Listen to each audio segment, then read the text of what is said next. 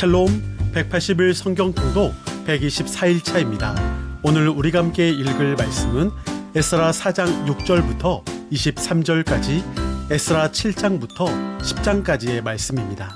전에 에스라서 앞부분을 통해 바벨론에서 1차 귀환했던 이스라엘 백성들이 성전 건축을 중단했다라고 말씀을 드렸습니다.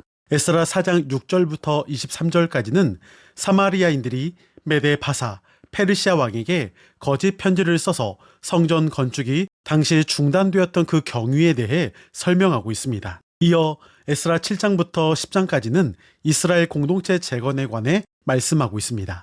1차 귀환이 있은 지 약 80년 후에 아닥사스다 왕 때 2000여 명의 사람들과 함께 2차 귀환을 인도했던 사람은 학사 겸 제사장이었던 에스라였습니다. 에스라는 자신을 소개하며 16대 조상 아론에게까지 족보를 거슬러 올라갑니다. 더욱이 그는 왕이 그의 청을 거절하지 못할 만큼 당시 페르시아에서 신망이 두터운 신하였습니다. 그런 그가 왜 걸어서 예루살렘까지 오는 4개월이나 걸리는 고된 여행길을 마다하지 않고 귀환했을까요? 그 이유는 에스라가 여호와의 율법을 연구하여 준행하며 율례와 규례를 이스라엘에게 가르치기로 결심하였기 때문입니다. 에스라는 학자로서 성경 연구자일 뿐만 아니라 전문가였고, 특히 율법의 요구사항을 가르치는 선생이었습니다. 그런데 자신이 가르치는 대로 실제로 살았던 사람이라는 점이 눈에 띕니다. 즉, 연구,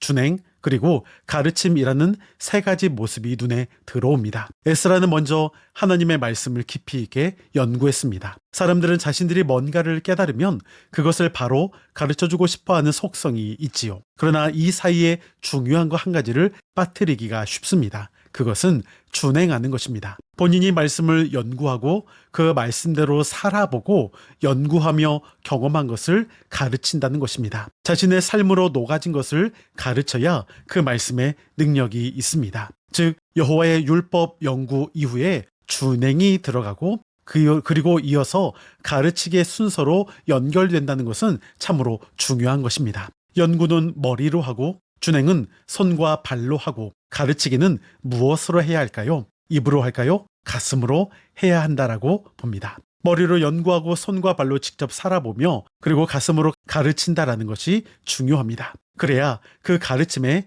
사랑이 묻어나고 능력이 나타납니다. 자녀들을 가르칠 때에도 자녀들은 부모의 입에서 나오는 것으로 배우는 것이 아니라 부모의 뒷모습을 보고 배운다라고 합니다. 부모의 삶을 보고 배운다는 말이겠지요. 그래서 본보기가 가르침보다 낫다는 말도 있습니다. 그러나 더 중요한 것은 자녀는 부모의 가슴을 보고 배운다는 사실입니다.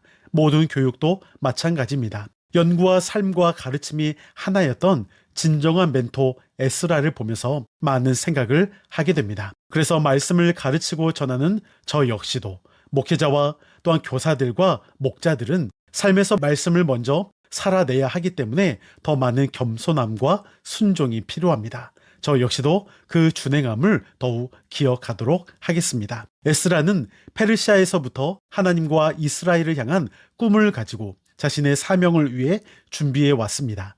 이제 그를 통해 성전 재건이라는 외형적 기틀 위에 이스라엘의 회개 운동이라는 내용 채우기가 가능해집니다. 예루살렘에 도착한 에스라의 눈에 하나님의 말씀을 거역했던 이스라엘 백성들의 모습이 보입니다. 이방 여인을 취했고 아내로 삼는 등 이방인의 풍습을 여전히 따르고 있는 사람들을 보면서 에스라는 자기 민족의 죄를 자신의 죄로 고백하며 하나님께 회개합니다. 오랜 세월 동안 하나님께서 어떻게 이스라엘에게 긍휼을 베풀어 주셨는지 잘 알고 있는 그가 그것을 보기에 이스라엘이 지금 저지르고 있는 죄악은 도저히 용납할 수 없는 것이었습니다. 자신이 결코 하나님께 나아갈 수 없는 죄인이라는 것을 깊이 깨닫고 회개하는 에스라를 시작으로 이스라엘에게 회개 운동이 일어나게 됩니다. 에스라는 성전과 성벽의 재건 못지않게 내적으로 무너진 백성들의 영적 재건이 중요함을 깨달았습니다.